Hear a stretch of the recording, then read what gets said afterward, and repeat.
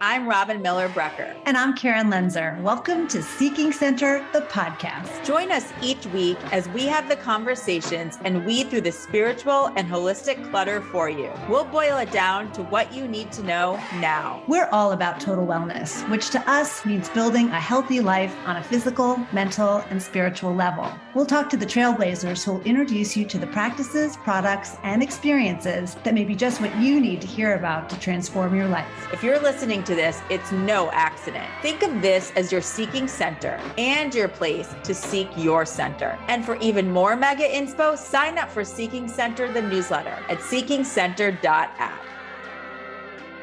Karen and I can't tell you the number of times the word and concept of embodiment has come up in conversation over the last several months. So many times that we looked at each other and said, embodiment is the concept for 2023. And then synchronistically, we met Maureen Pelton. She is the co-founder of Shift It Institute, a behavioral scientist and a pioneer in the field of, you guessed it, embodiment. She is also a mystic, spiritual activator, wife, mother, intuitive, integrative psychotherapist, executive coach, teacher, and energy worker with over 35 years of professional experience. Maureen has dedicated her life to shifting the consciousness of humanity and institutions. She is a highly sought after consultant among entrepreneurs, tech leaders, and people on the path of awakening. As a paradigm shifter, Maureen has led and developed courses, programs, and retreats for universities, healthcare systems, and corporations. She is also an operating partner at Bridge Builders Collaborative, which helps to fund companies creating mind training, mental health, and consciousness solutions through technology. There is so much to discuss. Let's get going. Hi, Maureen. Hi. That is quite the intro. What goes through your mind when we go through all of that experience in terms of looking at your life and what you've accomplished? What goes through my mind is how odd I am in some ways, but yet in today's world, because as you said, I've been at this for over 35 years, I'm becoming more normal. And I think about my mom used to say to me, oh, you just go to the beat of a different drummer. And that's the truth. I have since I can remember. So listening to all that, it is a lot, but it is how my life, as I would say, meandered. I live in synchronicity and synergy, and it's what's emerged and unfolded. We're excited to dive into that more, but let's start with embodiment. It's interesting in listening to the introduction. You're right. I am hearing that term myself so much more these last year or two, although I've been deeply involved in it for a very long time. And I don't know that there is an easy definition of it out there. Where I come from, it's very deep and expansive in terms of how to describe what embodiment is. So if I could be so bold as to explain what it means to me and to others, I'm not alone in this. And I'll try to do it as simply as possible. But as we know today, we are energy, like quantum physics, quantum mechanics, many different fields of science are really starting to understand and validate that we are energy. And we have a physical form, which is our body, which is energy at a, let's just say, a denser state.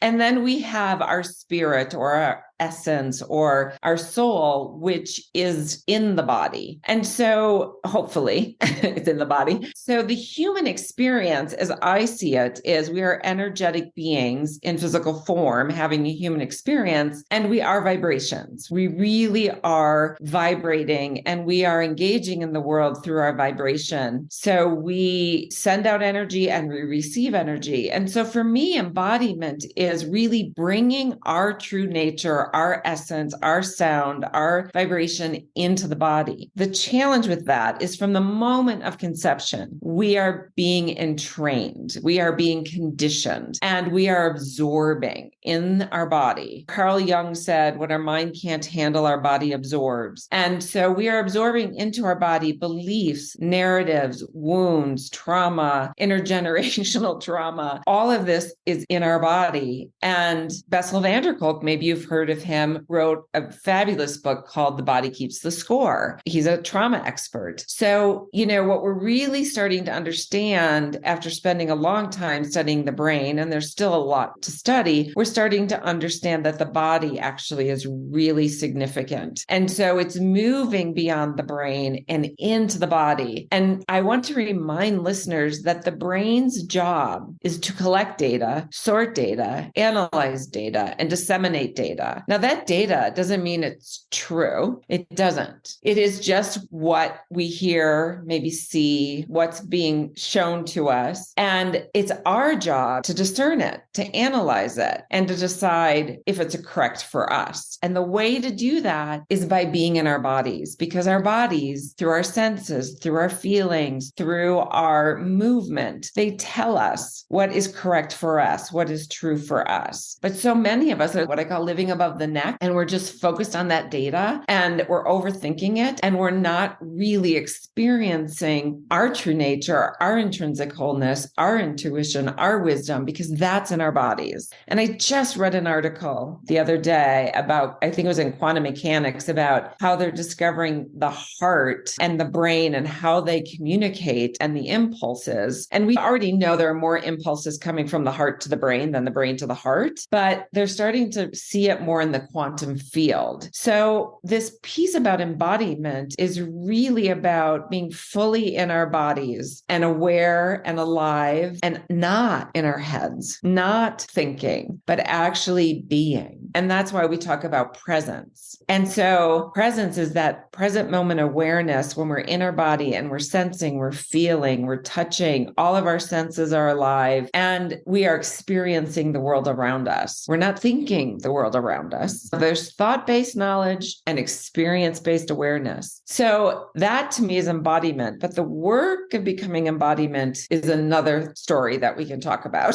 I think that actually leads us to the next question. How do we live that? So embodiment is the messy work of evolving consciousness. Embodiment means that we need to, what I would call, have our personal sovereignty, be sovereign in our bodies. And in order to do that, we have to clean out the wounds, the beliefs, the narratives, the triggers, the baggage that we're holding in our body. We actually have to clean that out. And that's messy, hard work of getting in the body and feeling, sensing, knowing, and moving through it. The body is actually our precious vehicle. We're oriented more towards controlling it and thinking it's supposed to be a certain way, when really it's this precious vehicle that we move through that allows us to impact this world, our brilliance, impact this world through our bodies. But I've said this to my children. If you are in physical form, I don't know of any person on the planet, the 8 billion of us in physical form, that doesn't have some form of limitation, whether it's physical, emotional, mental, energetic, or some combination. Nobody in physical form is perfect. That's part of the human experience. So moving through those limitations, moving through those restrictions is part of the embodiment process. But to do that, we have to love our bodies. We have to accept our bodies. We have to understand, even if it's a limitation, we can still work with it and we can still move through it. And for a lot of people, that's hard. That's why they stay above the neck. They don't want to be challenged by the limitations in the body or the beliefs or the conditioning or the stories. So it's messy work. That's the thing that people have to understand. It's worth it. It's beautiful, but it's messy work. And don't you think a lot of people forget about the body part of the mind, body, spirit, right? Yeah.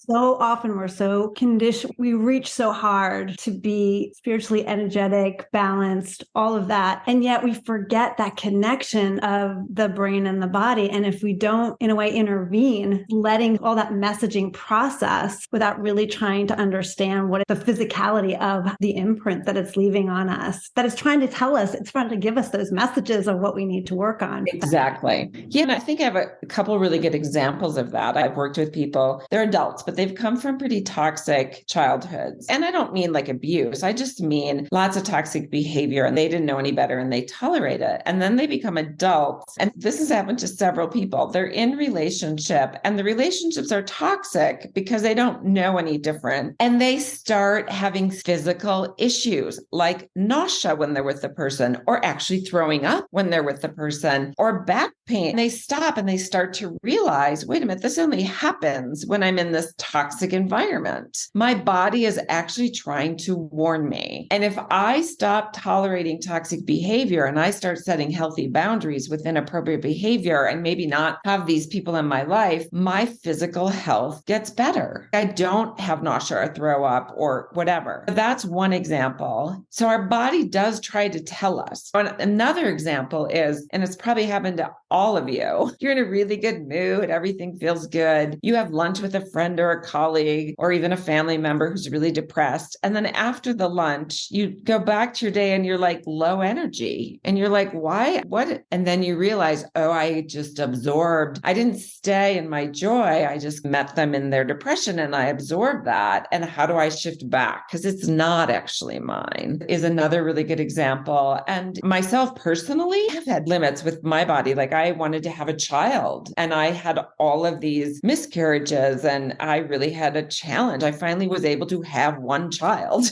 miraculously, but I had to really look at my attachment to having my child. I had to look at my control over wanting to have a child. All of this stuff had to come up for me to finally get to a place of, oh, I'm not in charge here. I may or may not be able to have a child and I have to let go. And if it happens, and miraculously it did. I could go on and on about examples, but the body really has a lot of wisdom and it provides us with a lot of opportunity to really grow and evolve and increase our consciousness. And I want to say to that example that you gave, which I agree, I think most people can relate to in terms of that you start your day and you're in this high vibration, feeling good, and then you go and whether it's a meeting or a lunch with someone who isn't at that same level, and they're maybe spending a lot of the time complaining or bringing you down. And if most people recognize that it's that discrepancy of energy or that Right. you picked up that, and you can also make a point to get rid of it. There are different practices, Right. but you can then restore your Right. own high level again. But just the acknowledgement and that awareness, and maybe next time you recognize it more quickly. Yeah, but I would also add, because the example I used, the person was just depressed. They were just down. Yeah. When you really become embodied, when you sit in that meeting or that lunch and they are in that space, you immediately know, and you can consciously, because you feel it in your body, you can consciously keep your vibratory rate high, still engage with them. They're not bad or wrong. They're just having a hard time. Yeah. You can engage with them and actually their energy might start to raise during the lunch because you're present and you're holding that space. But I also want to point out that, because I use depression as an example, but I also want to point out toxic positivity. Like this is really important. You could meet someone who's what I would say probably spiritual bypassing, and we can talk about that, but they have this toxic positivity and you're talking to them and you are listening to their words and you can see their bubbly toxic positivity, but in your body, it is not resonating. There is discordance. You're like, this is not real. They might be kidding themselves. They might have some facade, but in my body, I know this is not actually in resonance. And that can be very toxic. I don't do well in those situations. I have to remove myself because it physically and energetically. That actually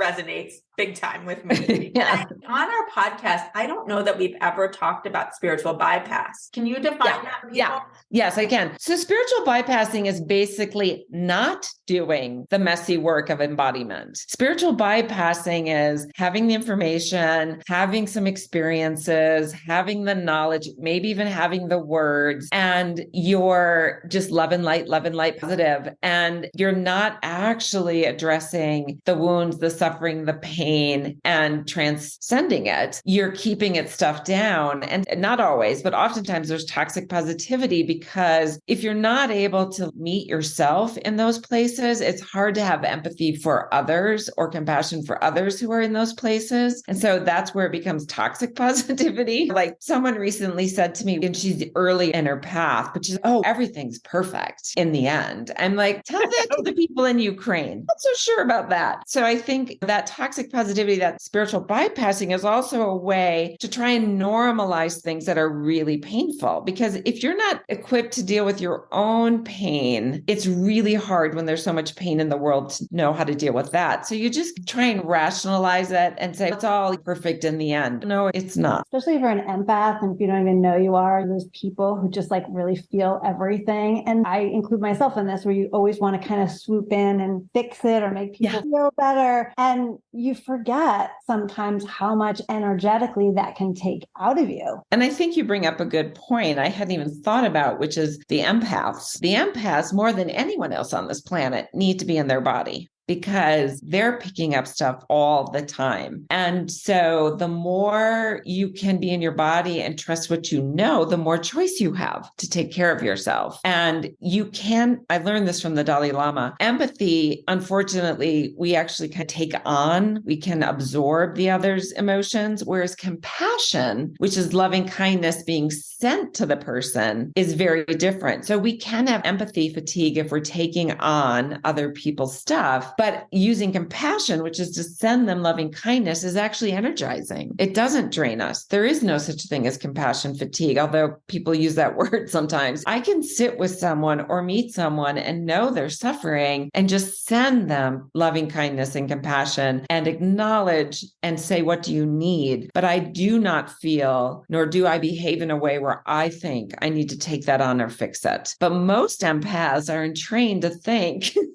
oh, I need to do something. And that's part of the embodiment. Actually, it's not mine. It's theirs. I can tell them I'm here. I can ask them for what they need. I can acknowledge where they're at, but it's not mine. Yes. I love thinking of compassion in that way. I actually hadn't thought of it in regards to empathy that way. Thank you. And I'm really taking in the way that you've explained embodiment, because it is resonating with me differently than I had thought about it. And what's a practice that someone could start incorporating into their daily lives to start becoming more embodied, more aware? The simplest is breath. We just overlook this. Humans are unconscious breathers. Our whale and dolphin mammal friends are conscious breathers. They have to swim to the surface to breathe. Then they go back down. Then they consciously go back up. We don't have that. We don't even think about our breath. And so really the first practice, and it is the foundation of yoga and mindfulness and meditation and all of that, is simply to be aware of our breath. Simply be aware of our breath. Simply be aware that we're breathing. Are we breathing into our chest? Are we breathing into our belly? Is it long? Is it short? How does it feel in my body to breathe? Am I holding my breath when I'm stressed and I'm driving in traffic? Just to set the intention to be aware of your breath, to notice your breath, to pay attention to your breath, we start to come more fully into our body. And there are so many breath practices out there, and they're all wonderful. And so even starting by saying, when I go to bed at night, I'm going to lay on my pillow, turn off the lights, and just breathe consciously for 5 minutes. And one very easy breath is to breathe in through the nose and out through the mouth, and simply have the exhale be twice as long as the inhale. So if you inhale for 4, exhale for 8, what we know about that breath is it activates the vagal nerve, which then activates the parasympathetic nervous system, which is our rest and relax. So just doing that for 5 minutes, you have to focus on your breath. You have to focus on counting your breath, and your body starts to relax. It could help you sleep better. When you get up in the morning, when you're drinking your coffee or you're in the shower or whatever you do, just spend those 5 minutes focusing on your breath, paying attention to your breath. Your breath starts directing you more deeply into your body, and you start to realize, I'm chest breathing. That's a stress breath. I need to bring that breath down into my belly. I need to bring that breath expansively into the back of my ribs. That practice in and of itself really starts to help you understand, oh, I do have a body. I do.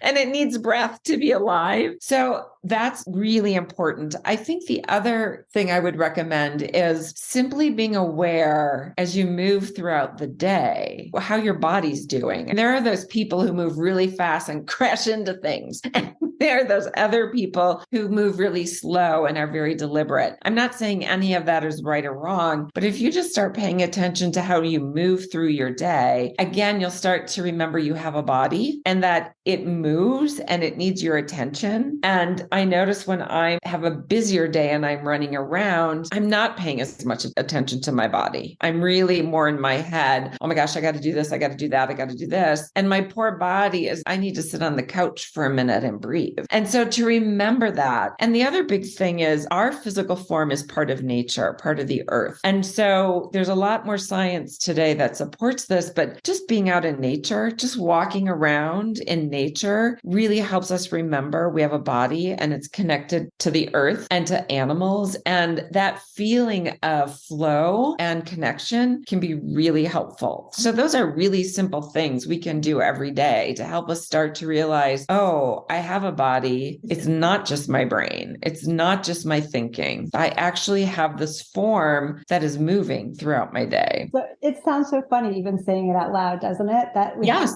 like we can be really conscious of the fact like, oh, I've got to work out today, or I've got to make sure I eat something healthy. But this whole idea of this body being this really intelligent vessel of emotions and guidance for us all the time. For people who are listening now, you do a really great meditation on Insight Timer on flow, which I really love. And it does do just that, which you encourage people to go out and look at a river or imagine a river and be the river. And I love that visual because it does connect you to earth, but it also connects you to earth in a way that brings you back to this organic flow of the way nature has intended. The way nature has intended, it's just so important. It is. And I want to remind the listeners that nature is slow to medium and humans tend to go fast, but our true nature is slow to medium because we're of this earth. So even getting into the rhythm with nature of being slow to medium does help us become more synchronistic and in the flow and easier to manifest than when we're going really fast. And I know that's hard for some people. It was hard for me years ago when I was slowing down. There's an excitement to the fast.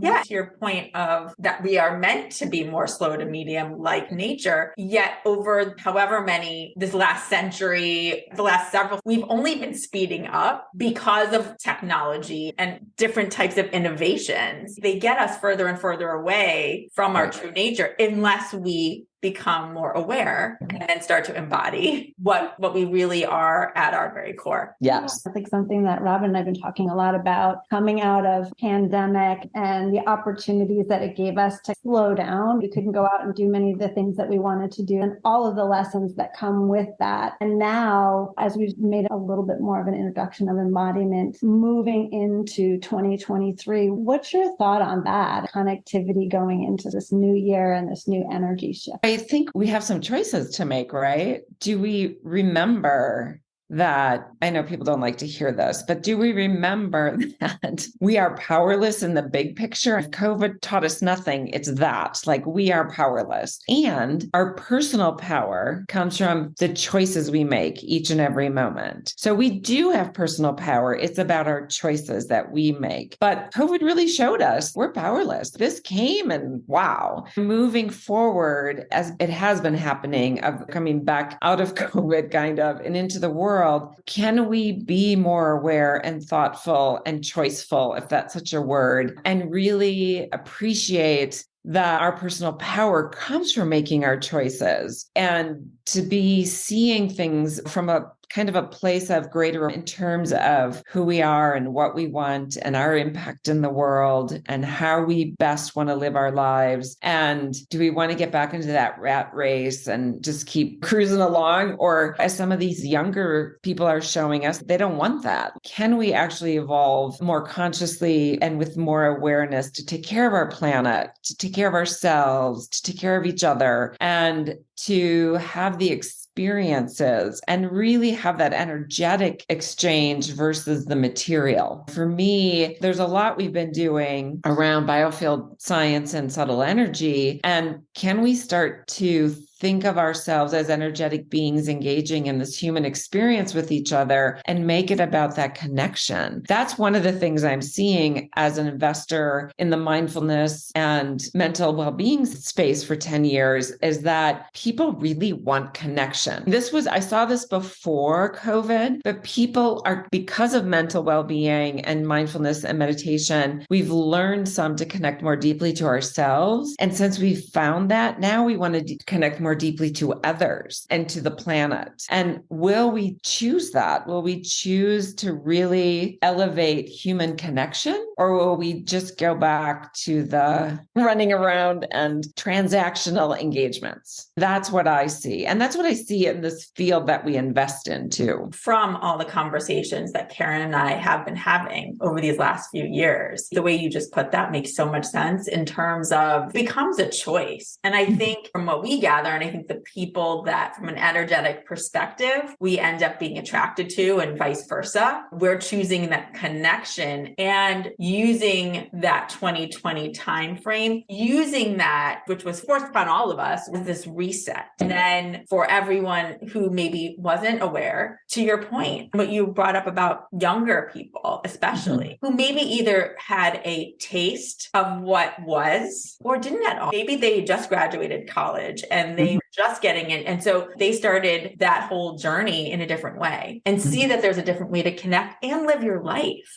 We were talking about how 2022, it seemed a theme was around this balance because things were starting to get back to, in quotes, normal in the case of you could be around more people again, you could start traveling again. But how do you resolve that after coming out of such a different feeling from 2020 and 2021? I'm with you. But what will happen? Our hope is that it is for more connection and that we never go back to what was, which it was more material, superficial. I think one of the things that we know too, and Bridge Builders knows this better than any, is that technologies actually can be your friend in some of these situations where technology can be utilized to create community in a way that maybe it couldn't have before. It's allowing people to connect globally, even if so they don't have to get on a plane. They don't have to be in the same building or neighborhood with other like-minded thinkers, which is a beautiful thing. And being able to even personalize those journeys or what you're looking for in ways that you really can connect and dig deeper just in conversations like these or on Zoom calls or however. And so there has been some shining lights that have actually come out of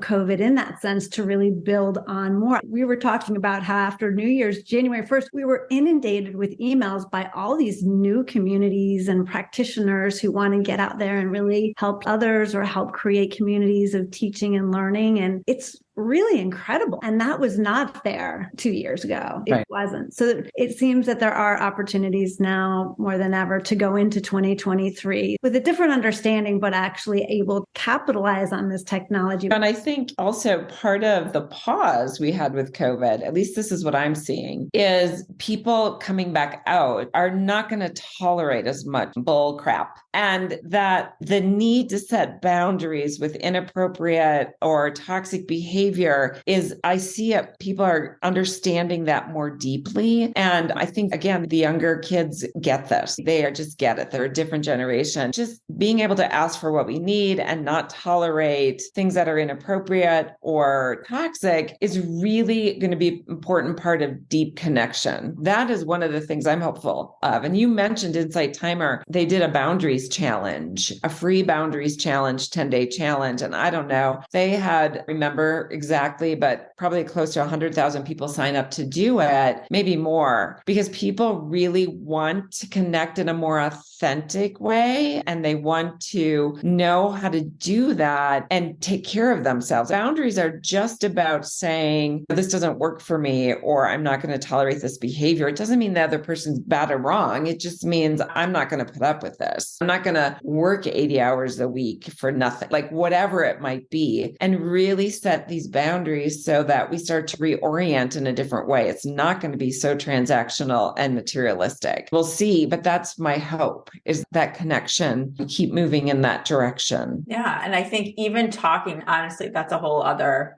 conversation around boundaries. However, I will say for those listening, even concepts like boundaries, the fact that we're talking about that, to me, that is already, and that over 100,000 people were wanting to understand how to apply that in their own lives. That's huge. That shows so much hope. And boundaries aren't even a super spiritual term. No. However, that concept can change your life. I know it changed mine. And I happened to work for Oprah at the time and was around a lot of thought leaders that were influential in teaching me some of these concepts that I wouldn't have known otherwise. And so if we can normalize that, which is part of the work that you do with bridge builders and investing in a company like Insight Timer and working with them, that is shifting consciousness. Yes. And speaking of, can we just talk about your journey? Because how did you get here from the mystical to the social sciences to now? The best way I can describe it is from when I can remember, very young, I felt this connection to something greater than myself. I think I came in just knowing the spiritual connection. I was just talking to someone about this. I didn't get the power over dynamic. I'm more of a shared power. There's enough for everyone. There's something greater than us. We're all part of something bigger. And so when I was 21, I had a spontaneous mystical experience and I didn't know what it was. And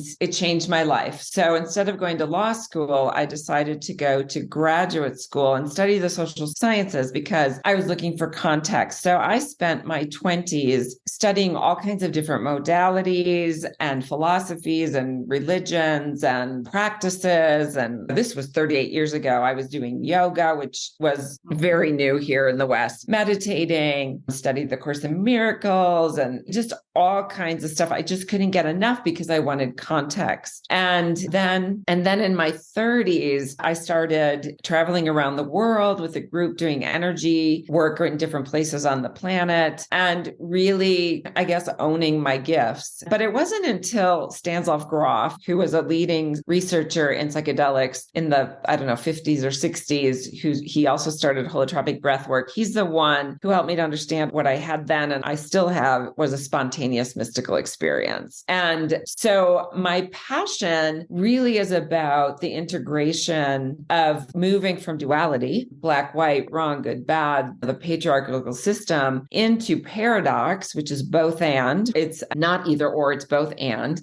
then on into dynamic stillness where we live in synchronicity and synergy and we're embodied as energetic beings in physical form. So I've had the opportunity throughout my career of going deep into energetic practices and all kinds of different modalities, but also science and the worker with His Holiness, the Dalai Lama around contemplative practice and the science with that. So it's been very deep and very expansive, but mostly my guidance has been around this embodiment piece. We're all a unique signature of vibration and we're here to impact the planet and each other. But in order to do that, we have to come through our bodies. We have to connect from the heart. We have to share that energy and receive that energy. And so I live multidimensionally. It is strange. I'll say that. And I support a lot of people. And early on, it was people and organizations. Now it's companies and the collective. But in this evolution of consciousness, of moving beyond the transactional and the material and the dualistic nature into a much more expansive. And when you say you live dimensionally, do you mean you are channeling more of a higher level consciousness and doing your best to bring it down to this earthly experience? Is that what you mean? Yeah. For whatever reason, I can see I'm clairvoyant, I'm clairaudient, I'm claircognizant. I have all of the different abilities. So when I am engaging, I can, when I say multidimensionally, I see the physical person and I see their personality and I can listen to what they're saying, but I also see the energy and I see the beings around them or people have transitioned. I hear what's not being said. Challenge is when people present, most people, they have a persona they're showing the world. I do see that, but I also see the real person, which they don't always want me to see. I'm going to be honest, but many people do because they want support and connecting with their authentic self. And then I also just get things of what's what's happening in the collective. And when I say multidimensional, it just means I'm not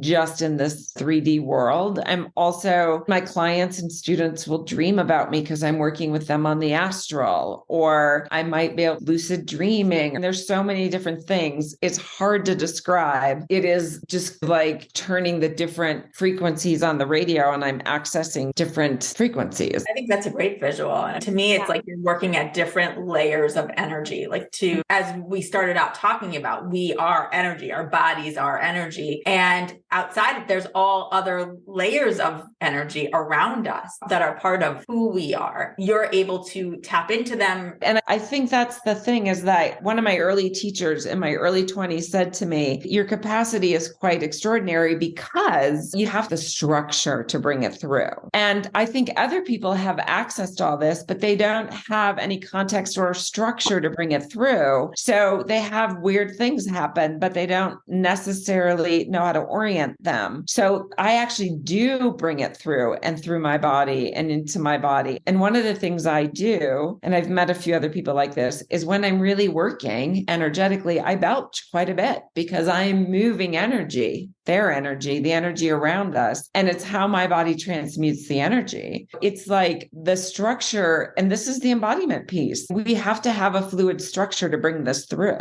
And I have to say, my daughter, her gifts are beyond me. Watched her as she was just mind blowing, but I really worked hard with her to teach her how to have the structure so that she could use these gifts and be able to work with them. And not a lot of people have parents like that, but because I was there and able, she was able to stay connected to them, and she's in business, but she uses them in her work, in her business. I think it's really about that embodiment piece. How do we stay sane? Because I also know a few people in my life who have these abilities who ended up in a psych ward for a little while and then got out and got the help and are gifted people because we don't know what to do with it. And even Stanislav Grof talks about it. He talks about psychotic breaks can simply be spiritual emergencies. So we have to reorient towards all of this. But it's a fascinating way to live. And there's a curse to it too, because I'm not always popular because people can't hide. And also, I do see dark stuff. You don't get to choose. There is dark energy and there is harmful stuff. And I have to sometimes engage with that. That's not fun, but I have the capacity and I do it. Do you think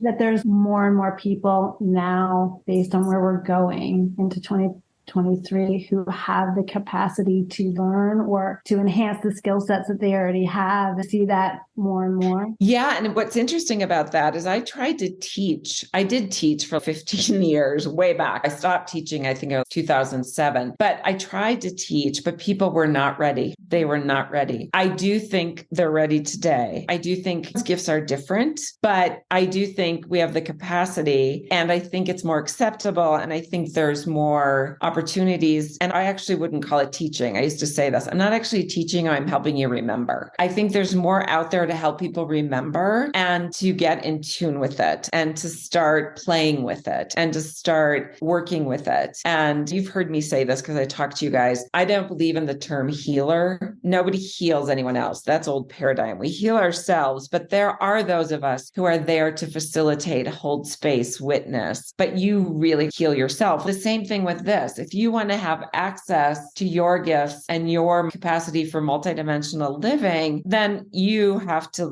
this is the embodiment piece. You have to clean out the vessel and get in your body. And the more you clean out the vessel and can raise your vibratory rate and access these different levels and bring them through, I really think that's what the human experience is supposed to be. That's just my personal opinion. People can disagree with me on that. We agree, which is why I know we're talking to you and why I feel like there's no coincidence why we've all been connected. Karen and I, we're embodying more and more. We're trying to understand and utilize our gifts and clear the vessel out so that we can continue to evolve our own gifts and spirit in this lifetime, and also hope to help others awaken to their gifts. Yeah.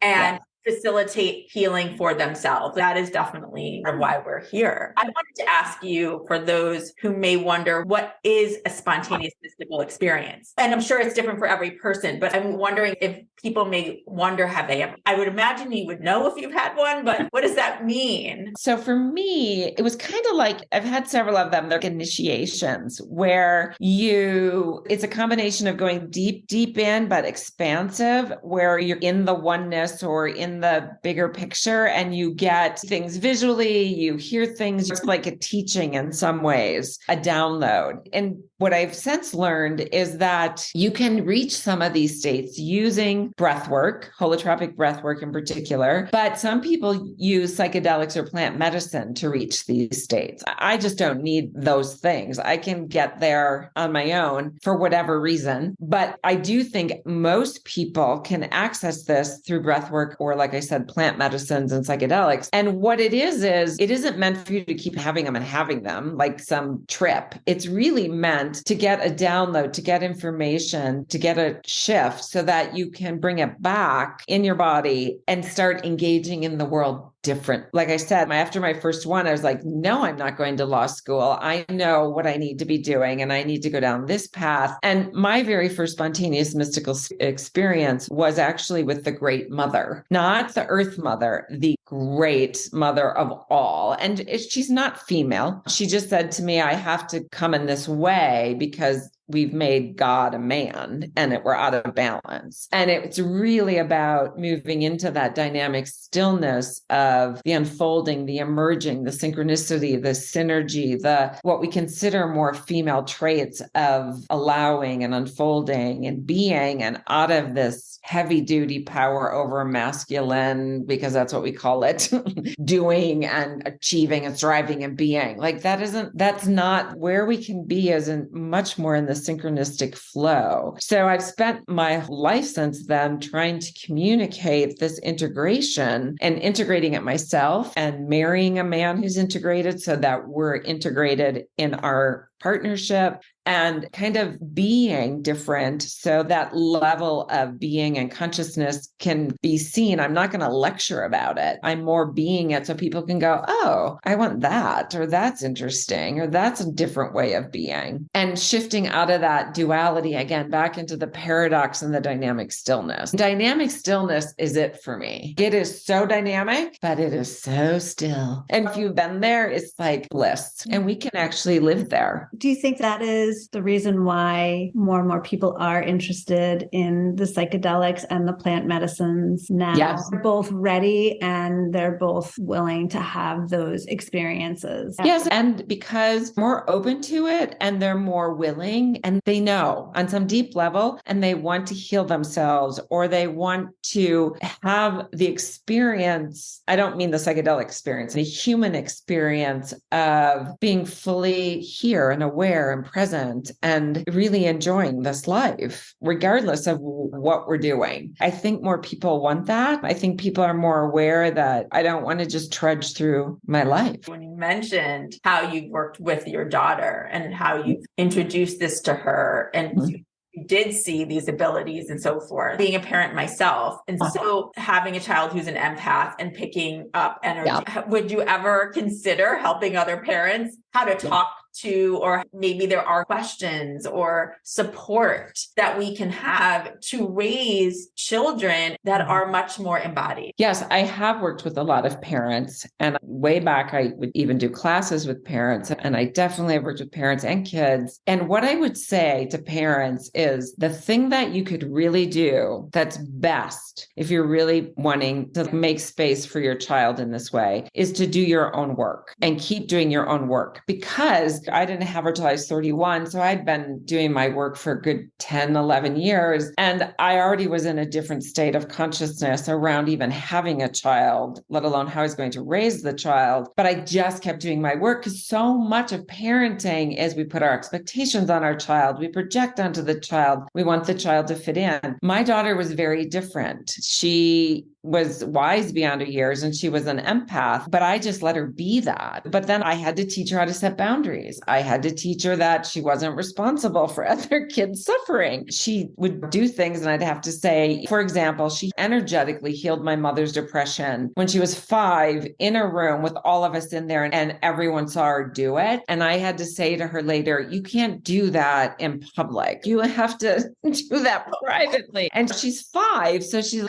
But then also teaching them boundaries and teaching them to be their unique self. And she does see things very differently and to make space for her, not to, what happens a lot with parents is we talk our children out of their experiences, which disconnects them from their body, where I would say to her, oh yeah, I can understand how you would feel that way. I see that even if I didn't, but that was her experience. That keeps them connected. I was not raised that way. So I was very disconnected. That's why I had the spontaneous mystical experience. It's hello, remember? Because I was not raised that way. And I was made wrong and talked out of my experiences and told I was whatever. So I think that's important more than anything. And then try to find other parents who you can talk to and that get it and have their own children that are empaths or have these abilities because they have them. I think these children being born today are much more connected to themselves than my generation. I totally agree. Yeah. It's been my experience so far. And I love the different ways that you've just given. You validated some things for me personally, and I'm hoping a lot of other people have gained a different way of thinking and holding space for their own children. Yeah. And how are you working with people these days? We know that there's bridge builders, and do you work mostly with companies and organizations, or do you one-on-ones? How does that work?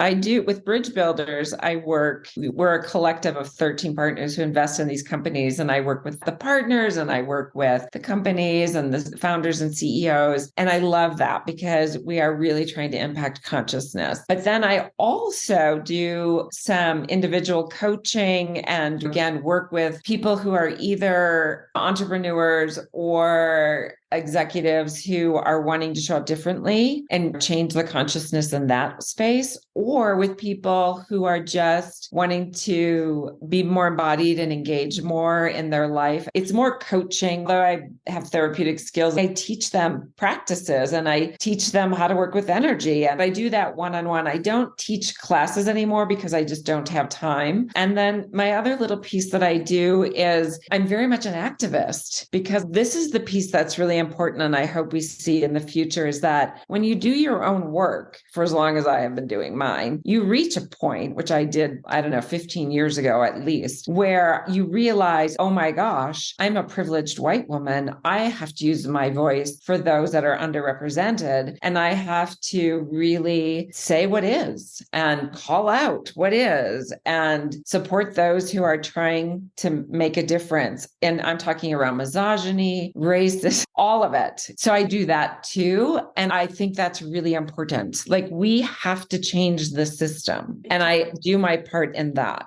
That's a lot, Maureen. Yes, it is. My children are grown. They're on their own. It's just me and my husband. I have time. That is important. And that will change culture and that will consciousness. And well, especially if you're coming from it from that energetic right place, not pushing against as much as you are, just trying to infuse it with the right kind of energy. And that's, as we know, what everything is. Yes. Sometimes it just takes a perspective like yours to really see it that way and come in at it from a different perspective, which I believe is going to be the thing that shifts it. Yeah. We cannot solve the problem at the same level of awareness that created it. So it's really coming at it from a place of so much of our suffering actually does come from the system. So if we start alleviating our suffering, we're not going to tolerate the system. And then the system will change. So coming at it. Starting to see some of those. Yes. There needs to be much more, but at least you can start to see things starting to break apart. Yeah. As we lean into more of this energetically connected community of people who do feel and believe a lot of these same things, and it's not one person against the world, it all starts with us, and then creating this collective community where we can all help each other and support each other and bring that collective energy together. And that's how it is. It is. I feel like what's happened now, as opposed to when you first had your first major experience, there are more places to find community and support so that you don't think you're crazy. And you had to have been so strong, your soul, to know, okay, this happened and now I really am pivoting my life, but that's because I'm supposed to. You had that kind of confidence. And even now, this whole conversation and talking about embodiment, understanding what that really means. And now let's start to take action, all of us, and be in this body and start to change and shift consciousness together. Yeah, exactly. And I want to just encourage listeners, it really is about remembering. It's not like you have to learn something new, although there are some things you can learn that enhance, but it really is about remembering your true nature and your connection to all that is and the earth and each other. And really remembering that whatever your gifts are, to bring them forward, to express them in the world. And like me, I don't know if I was confident back then. I just knew that I looked around from a very young age and was like, nah. Like, am I an alien? What am I doing here? This isn't working for me. And so I feel like I didn't have any other choice except to keep following my own intrinsic wisdom, which at times I was like, am I crazy? I had healthy skepticism for sure, but I just stayed in that curious inquiry and I kept getting signs that I was on the right path. And that's really all you can do. And it's like you said in the beginning, when you started your journey, it was like you were voraciously looking for more. You were looking at that there was, because they were resonating with you. And we're so passionate about that because we talk about this stuff all day long, every day, because there's so much. There's so many different modalities out there, so much ancient wisdom that's been lost, that everybody has a different interest in all of that. Things are going to with people differently. But now more than ever, there's a time when we can make all of these conversations available to anybody, anywhere. And that's going to really help. Absolutely. People won't feel so alone. And that's the thing to remember. I'm a paradigm disruptor. So moving out of the old paradigm, the thing to remember is not everything works for everybody, and that your way is your way and you'll stumble. Like I will say, as an intuitive, I am not 100%. And I would say if anyone ever tells you they're 100%, run like heck, because nobody is. So it's like I fumble around. I'm still learning. I laugh with my colleagues and say, when we don't have any more work to do, we're dead. So I stress this so much with my clients and with all the students I taught: play. Don't take yourself or anything too serious. Just play. We're supposed to be childlike in this. Find what works for you. And don't think just because it works for someone else, it'll work for you. There's different, it's all different. Just what you said in terms of even how you had and can still have these spontaneous mystical experiences where you don't need anything. You can get there on your own. Other people need breath work. They need plants. It's what you're drawn to. And if you're embodied to a degree, you trust that knowing. There's a pull to whatever that is to get you wherever that you're intending to go. And I'm so grateful that you brought up the remembering. That is honestly what Karen and I started Seeking Center. Part of our tagline was to reconnect you to who you really are. So we spend this lifetime remembering. And then we move on to whatever next form we're going to be in. So thank you for underscoring that. And thank you for sharing your wisdom today. I think helping inspire people to look at their bodies differently, get out of that neck up, and really be in this body on this planet. And then hopefully let's help change the course going forward while we're here. Thank you. Thank you for having me. It's so fun to talk about. Oh my goodness. We really could talk to you all. I know, we can keep talking. To find out more about working with Maureen and the Shift It Institute, visit shiftit.com. You can also find embodiment meditations from Maureen at insighttimer.com/mystic bridge. That's MYSTICBRIDGE. Thank you.